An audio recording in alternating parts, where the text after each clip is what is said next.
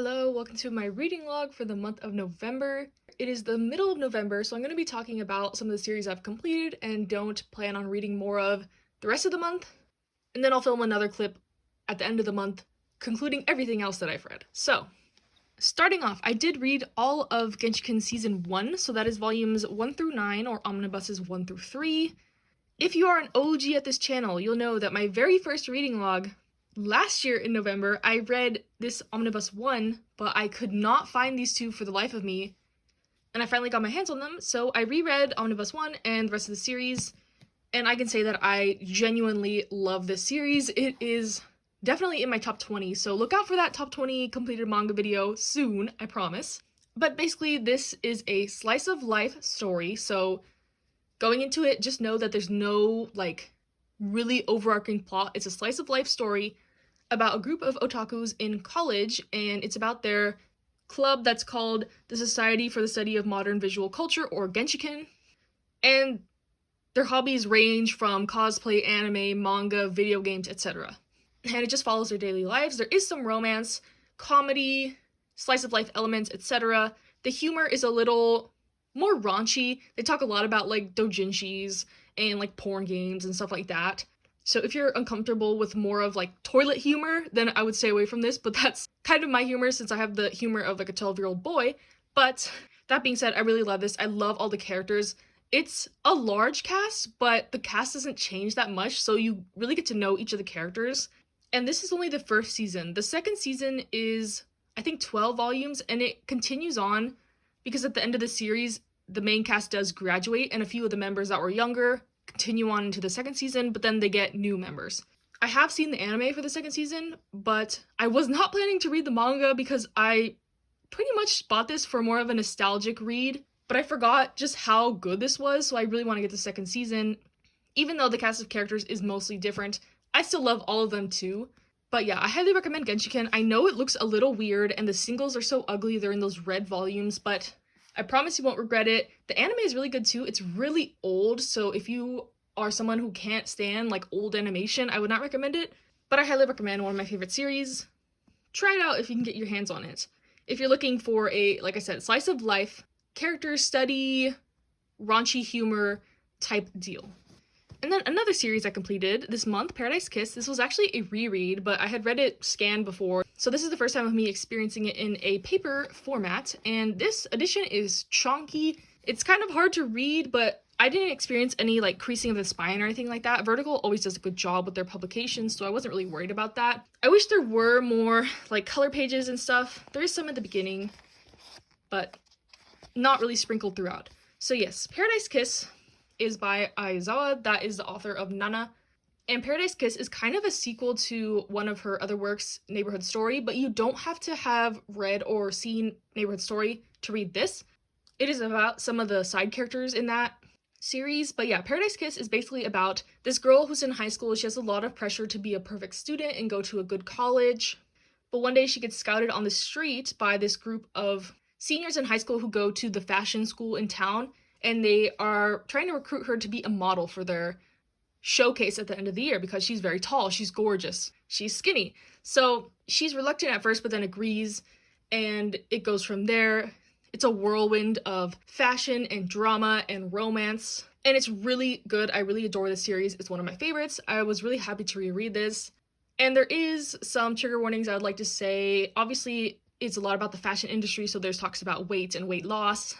The romance is very intense. There are some instances of sexual abuse and domestic violence, and there's just some explicit sex scenes, but I think they're pretty tasteful. But I may recommend this for an adult or older teen, even though it doesn't have an explicit warning anywhere on it. And also there is some transphobia due to ignorance. This is a very old series, as you see, 20th anniversary edition, but I think they do have good LGBT plus representation in this. One of the main characters is bi, openly, and like I said, there is a trans character, so overall, I really love this. I love the ending. So many people have a problem with it, and if you've read this, you kind of probably know what I'm talking about, but I love the ending. I love this. It's a short 5-volume series. If you can get your hands on this, I highly recommend. A really good read from start to finish, and I want to get more of Nana so bad. I've only seen the anime, but thankfully they are reprinting it. I just wish it was going a little faster. but I want to wait until I have a good chunk of those volumes to start that. As you can see, I've really been into short series lately, but I did also read all of That Wolf Boy Is Mine, so volumes 1 through 4 in these omnibuses, and this was an okay story. A solid, like, 6 out of 10. Nothing amazing. The art is gorgeous, but basically it's about this girl who moves to this remote countryside from the city, and this guy at her school that sits next to her says that she smells good the first time he meets her, and she's like, what the heck? And it turns out that he can turn into a wolf, and all his friends are also animals. So, I probably should have read the back, but it did say that it was, like, for fans of Fruits Basket, which is not my cup of tea, to be honest. But a lot of people have been raving about this author lately. They have done Love and Focus and Those Not So Sweet Boys, so I figured what could go wrong, 4 volumes not gonna kill me, and I'm right. It was not terrible, it was a fun, cute read. Would I read it again? Maybe. Would I recommend this? If you like shoujo or Fruits Basket, I guess. It's like Fruits Basket light. Like I said, the art's pretty good, the story's cute, it's distinct, it starts and it ends, there's not really any loose plot points. I would say the ending is much better than the beginning. This is quite boring. This is slightly better. But yeah, do I regret reading this? No. Am I in love with this? No. It's just there. It's good. It's cute. It satisfied my wanting for a little romance. I picked this up on a whim, and I don't, like I said, regret it. But it was just alright. It doesn't make me interested in reading the author's other works, though, which is kind of sad, because that was kind of the purpose of this. I wanted this to be like my introduction to their works, but we'll see. But I know a lot of people are enjoying this author's works right now. And then I read volume 4 of Sasakiya Miyano. Now this one also had a rough start for me. I did not really like the first volume, and then I reread it and read 2 and 3, and I started to get on the train for this one a little bit. It's nothing special, it's cute, mindless fluff, and you know what? Who cares? Because I like it. It's okay to have a little mindless fluff in your life, you know? It's really cute. It's about a guy who likes BL manga, and this kind of popular older guy at his school who takes an interest into him, and they start sharing manga and recommendations, and it's actually really cute and sweet. In this volume, he does get a little tiny bit possessive, which I was not expecting, and the romance does not move very fast in this, which I enjoy in my LGBT plus manga. I do not like really rushed and fast relationships. I like this one, and I know that there's like 7 volumes in Japan, so it's nowhere near ending, and I'm always happy to pick this up. It just puts me in a good mood.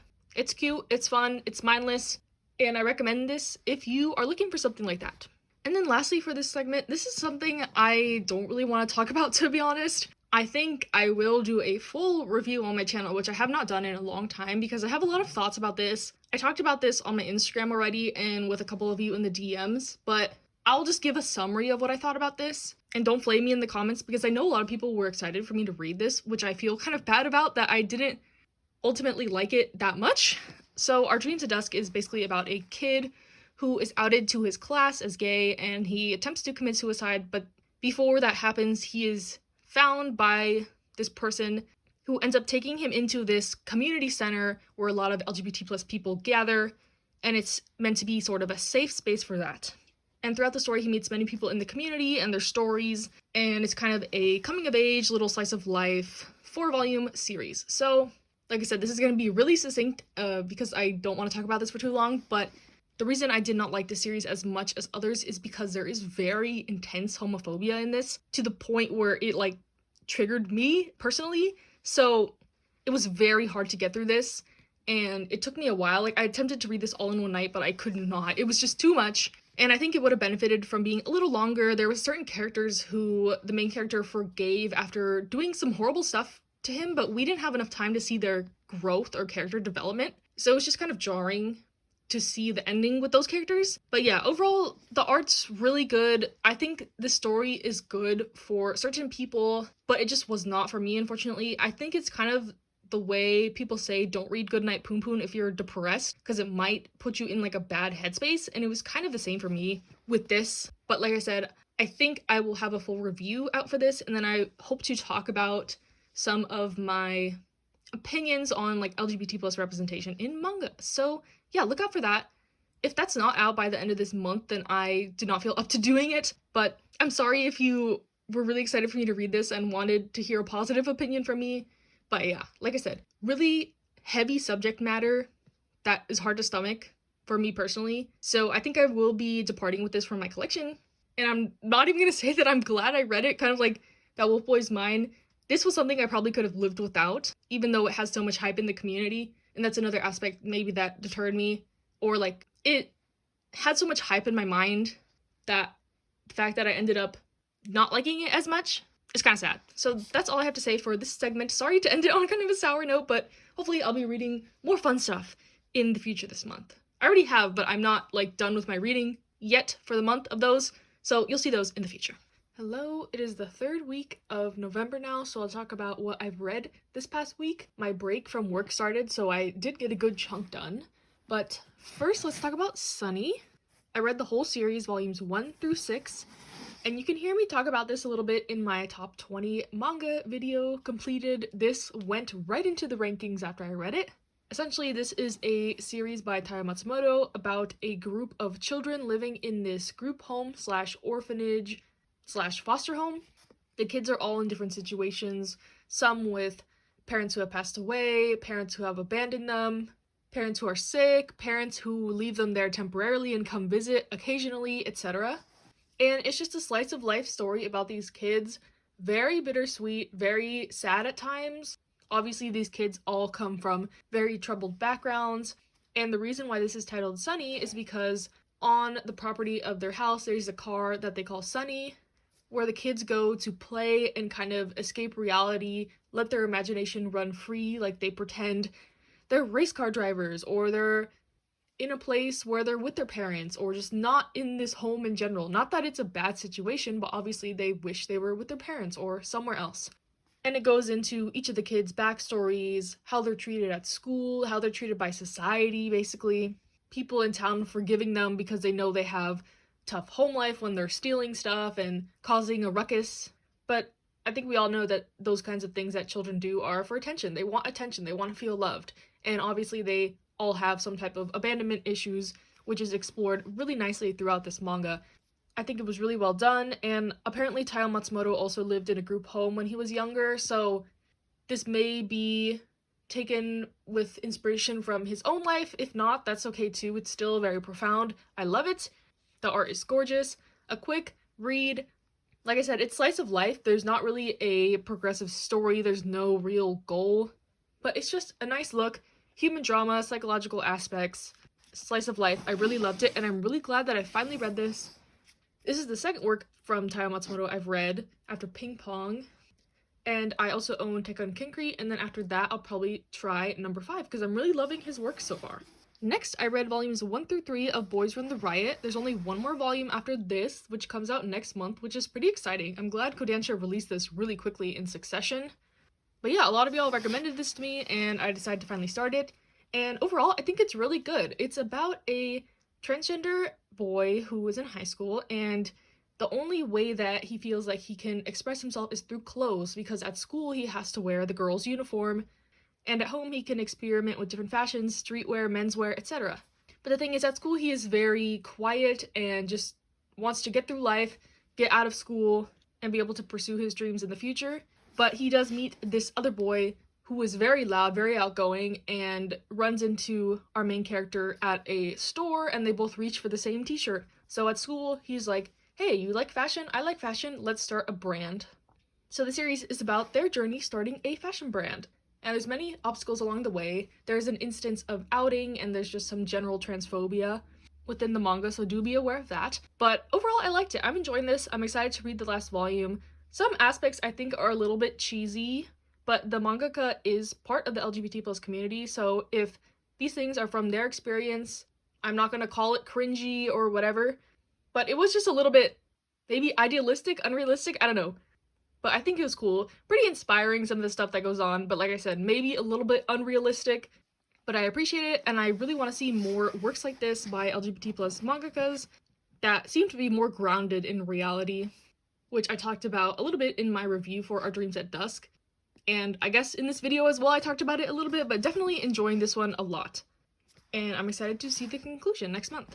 And then also this week I read Harus Curse, the complete, I think these are 2 volumes in one omnibus. So Harus Curse is a manga about a man and a woman, and this man was engaged to her younger sister, but the younger sister passed away. And these two end up dating after the fact. And it sounds very cliche, very taboo. It is a take on the forbidden love genre, which I usually hate. We know I do not like incest, pedophilia, etc., teacher, student, whatever, whatever. But I think this was a really refreshing take on that genre or trope. You learn why this relationship comes to be throughout the story. There is aspects of grief and mourning and loss, but I think this is more of a lighthearted story. It actually didn't make me very sad, and you emphasize for the characters, and I thought this was a nice short read. A solid like 7.5 or 8 out of 10. I didn't think this was anything groundbreaking, but like I said, this was a nice look on the forbidden love trope slash genre, and I'm glad I read this. I know Nana's Dreams really loves this mangaka, and there's no other works of theirs printed in English, but hopefully if this sells well, they'll print more of them. So yeah, I'm glad I read this. It was a pretty short read. I think I read it in like an hour. The ending was a little open-ended. Wasn't super concrete, but I liked it for what it was, and I recommend this, and I enjoyed it. And then something that I recently read or caught up to all the way is Blue Box.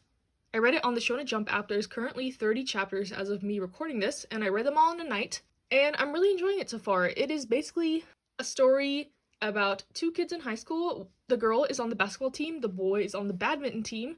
Boy has crush on girl, and it ends up that they have to start living together. So it's a cohabitation romance slash sports though. So it's really good so far. It's pretty cute. The art style is pretty unique. It leans more into kind of like a shoujo art style, but this is a shonen manga, as it is in Shonen Jump.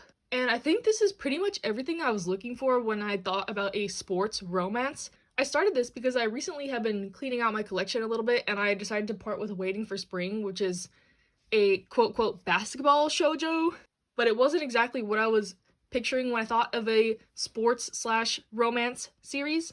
So this definitely fills that itch, and also fills the itch of something that I also dropped, Haru, which was supposed to be a shoujo from the male's perspective, which is oh so innovative, I guess.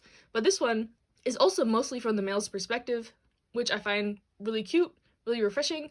I like the dynamics of the characters. They're all very motivated on their sport, which I appreciate. They understand that the other is really trying to get to nationals. They're really invested in their sport. The reason they're living together is because the girl's family had to move overseas, and she elected to stay in Japan to play basketball. So she's very committed to her sport, and the main character, the love interest, knows this. So it's a slow burn romance type thing, but I like that they do focus on the sport a lot. I'm learning a lot about badminton that I did not know. I have never read a badminton series before, and I think there's like a badminton anime coming out next season. But yeah, obviously I know what basketball is, but I like the dynamic of the characters. There is a love triangle sort of forming, so we'll see how that plays out. But yeah, really glad that I randomly decided to start it. I really need to utilize Shonen Jump app more. I pay for it, so why not?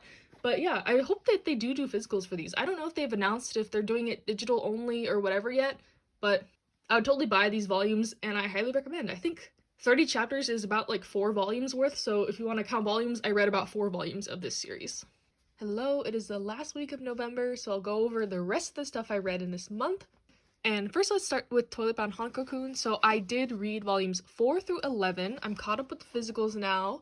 And I will say that the quality of the series dipped a little bit in the middle there, but where we're at now is really intense, dark, pretty sad, but I was prepared for that because a lot of y'all told me that in the comments when I was picking up these later volumes in my hauls. So yeah, I'm still enjoying this. The art is gorgeous, of course.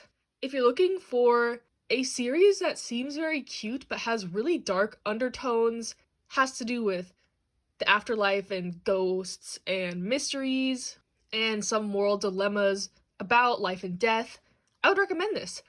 I think the beginning of the series did have more comedy elements and it was a bit more lighthearted, but as we've gone on, it's definitely darker in tone. And I'm excited to see how the series progresses, because I know they're up to like volume 16 or 17 in Japan, so there's still a long way to go. It's not winding down anytime soon, and I'm excited to read more. And I want to thank y'all for recommending this to me so intensely, because it worked and I picked it up and I am really enjoying it.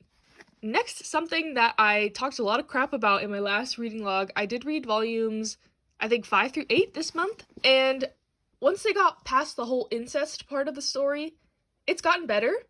There's a certain couple that is really cute, but I think that one of the people in the relationship should have had some more time off being single and trying to figure themselves out before jumping into a whole new relationship. Like, it's really cute, but it seems kind of jarring slash disingenuous since you saw that character struggling in the first like 5 volumes with a different relationship. So it's kind of like, oh wow, they moved on really quickly. Even though the relationship is cute, it's like just 2 seconds ago you were crying and whatever over your stepsister. So yeah. I'm gonna continue this to the end. There's only 12 volumes, and I'm not like super loving this, but I'm invested enough to want to see it to the end. And then after the ending, who knows, maybe it'll bump it up to a A-tier series for me, or it'll just stay the same and meh, or make it worse. I don't know. But I'm already in too deep that I can't stop now, so like I said, we'll see how the ending is. I'll probably wait until the last volume comes out to binge the last chunk of them. And yeah, I'm happy that this series did improve. I feel like one of the couple's endings is already like secure, and then the last part of the story is probably going to be about these two characters. But yeah, curious to read more of this. Not sure if I'm excited, but glad that the direction changed for the better for this one. And then something I know a lot of y'all were waiting for me to finish, because I read the first 5 volumes of this over a year ago. I think it's in my first ever reading log. But since it's been so long, I did reread all the volumes. So I read volumes 1 through 8 yesterday, all in a day. And I will say the series is actually really great. I ended up rating it a 9 out of 10. It is a girls' love series with kind of a twist. It explores some themes such as like asexuality, which I haven't seen a lot in manga. But basically, this girl is the class president. She has a crush on this girl, and this girl does not even think she knows what love is. She doesn't know if she's able to experience love, so she kind of agrees to be her crush, but promises not to reciprocate her feelings, or just assures her that she won't really change that much. And throughout the series, obviously people change, there is character development, and they're learning to deal with these changes, and I think it's really well written. The ending is nice. It ties it up nicely, and I know there's a couple like spin-off, I think light novels about one of the side characters that I might get. She wasn't my favorite character ever, so I don't know about that. I mean, even the class president wasn't my favorite character really, but I loved the main character. And just as a warning, there is like a sex scene in volume 8 at the end when they're still in high school, so if that bothers you, maybe stay away. But I thought it was pretty tasteful. And yeah, like I said, very nice, short series, girls love. I still think the Kasa-san series is my favorite girls love series, but this is probably a second now. Not that I read much girls love anyway, but I really enjoyed this. It's staying in my collection. I am happy to reread it sometime in the future. And yeah, I'm really glad I finally read this. This month, I think I finished a lot of shorter series, and that was my goal, because I want to make a short series recommendation video. So I kind of wanted to get through all the series I have in my collection. I think the only one now that I have that's under like 10 volumes is House of Five Leaves, so hopefully I can finish that in the next couple days and have that video out for y'all soon. Next, we'll go through some single volumes I read. Sticking on the girls' love theme, I read the first volume of A Tropical Fish Yearns for Snow, and this one was just okay. It's about this girl who moves to the countryside and she joins the school's aquarium club after meeting this senpai who is super cool, super gorgeous. We love her, she's popular. And yeah, that's pretty much it so far. Honestly, I don't know if I'll pick up more. Just like compared to Bloom Into You, this was like meh. And I think since I read them so close together, I was like, oh, this is nothing special. And if it didn't captivate me from the first volume, I'm not really inclined to continue it. I'm trying to be more strict with myself. Like, I tend to read the first volume of something and I'm like, oh, this was just okay. And then I get more and more and more, and it's still just okay, and I'm waiting for this big moment to happen to make it better. But sometimes that never comes and I regret it later. So I think for now, this will be on the back burner unless I find it on sale or something. But definitely trying to be more strict with myself and what I read. Time is valuable, time is precious. Don't waste it reading something or watching something that you're not totally enthusiastic about. Then I read the first volume of Gentama. I love this anime. I've seen almost all of it. I think I've seen like 300 episodes out of 375, something like that. But as we all know, the manga was never complete in English. It only goes up to, I think, volume 22, and a lot of the volumes are hard to find / out of stock. And I was really lucky to snag the first 3 volumes randomly on Mercari, so I read the first volume, and I was reminded how much I love this series. Super good, super strong start. It's hard to even explain what this is about if you don't know. It's basically set in the future where aliens have overtaken Earth, and they're trying to live in harmony with the humans, but specifically the samurai are outlawed. So, like, swords are banned. A lot of people are out of their jobs because of this, and they're fed up with trying to please the alien neighbors and stuff like that. So the main character, Gintoki, is a former samurai, and he does odd jobs, trying to scrape by, and you just meet a lot of other lovable characters. And it's a wacky comedy, slice of life slash humor slash there are some serious moments in the future. So there's a reason why this is like one of the most highly acclaimed manga ever. So yeah, I'm really happy that I read it slash started it.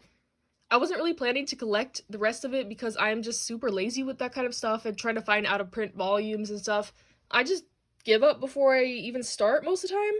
So I'll probably just read this scan, to be honest. Since it's not even finished in English, I don't think there's any harm in doing that. So yeah, Gentama, you'll be seeing this series in the future of my reading logs for sure. And then, yes, Beastars, Volume 15. Do I even need to say I love this volume? The series keeps on getting better and better. So good. I have heard that the ending is okay for this, and we're nearing the end, but I don't even care. Like, every volume is just so good to me. No ending can really ruin this series for me, so I'm just gonna keep going on, keep loving it. There is some development with certain characters. There's this character on the cover. Connections between other characters. It just goes so nicely. I love it so much. And I try not to say a lot of spoilers in these manga logs in case someone hasn't read the series, but if you ever see anything in my logs and want to just DM me on Instagram or something to talk about something in depth, feel free to. I'll be down to discuss anything with you. But that being said, for some of you, this will be the end of the video. So thank you for watching. Stay safe, stay healthy, and I'll see you next time. But if you don't mind spoilers, I will be talking about Blue Flag. I did finish Blue Flag, so I read volumes 5 through 8 to the end, and I will be talking about spoilers for the ending because I know that is what a lot of y'all care about hearing, my opinion on the ending. So this is your warning. Click off if you have not finished Blue Flag and don't want to hear my thoughts on the ending. I will pause for 5 seconds. Okay, so Blue Flag. I loved the first 4 volumes of this, and I was waiting until I got the rest to continue because everything kept leaving off on cliffhangers, and I was like, no more of this. I need to get the rest to read. And I kind of just forgot about it, and then everyone was saying how the ending sucked so bad, and I was like really discouraged about reading it. So I put it off and I put it off, but then I wanted to finish all my short series, so I was like, well, I guess I gotta read Blue Flag to the end and see what everyone's talking about, why it's so terrible at the end. And honestly, I liked the ending. Call me crazy, I don't know, it was very realistic to me. I know a lot of people were mad about the time skip and the abruptness and them breaking up and them getting together, but like, I think it was pretty realistic. I mean, the time skip was like 7 to 10 years, I think, and most people do not stay with their high school romance, their first love. As sad as that is to say, I was not shocked that they broke up. And the fact that Taichi and Toma got together was not really that surprising either to me. As someone who is gay, it's like very common for people to come out or realize they're gay later in life. Like even as adults, even as old people, like in your 60s, 70s. Many people live in environments where they have to suppress those urges their whole life.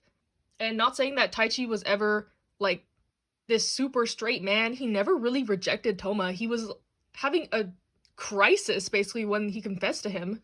But he decided to stay with Futaba because that's who he loved in the moment. That's who he loved then and made him happy then. And the whole point of the series was that the characters wanted to find happiness. And in the end, they all seemed genuinely happy. So I was like, okay, this is good. This is good. I can accept this ending. Sure, I wish we could have seen a little more insight into how these people got together, but I don't think the mangaka really owes it to us to show that. So yeah, I thought the ending was fine. It wasn't the greatest thing ever, but I wasn't like enraged. Like I fell down the rabbit hole of reviews for this series, and so many people were writing how it was like a 9 out of 10 before the last chapter dropped it down to like a 2. They were pissed about the ending, and I was like, I just couldn't understand it. I thought it was fine. I thought it was good.